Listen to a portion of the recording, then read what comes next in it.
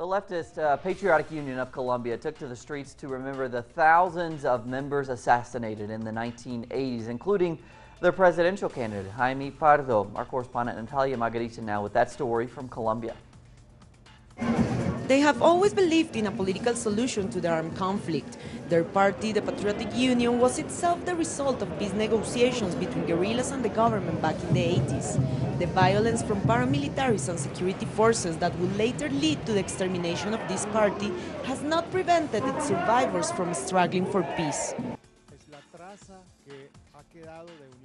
That is the legacy the Patriotic Union has left, and now revives within another peace process in which we hope and struggle for the materialization of a peace project with social justice, of a fair, democratic and inclusive peace.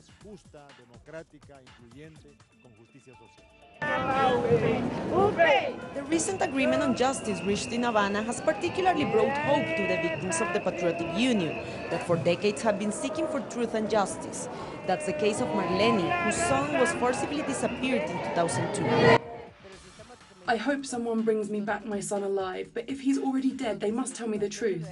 Where can I find him? Where have they left him? What have they done to him, and why did they take him? I wonder what I've done to be tortured in this way.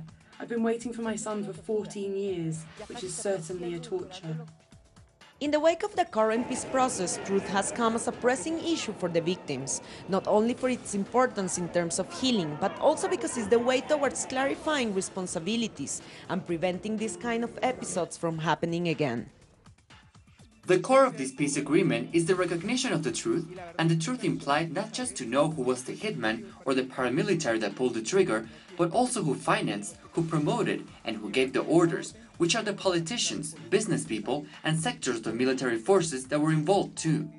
The symbolic installation is aimed to keep in this country's memory the political genocide against the Patriotic Union.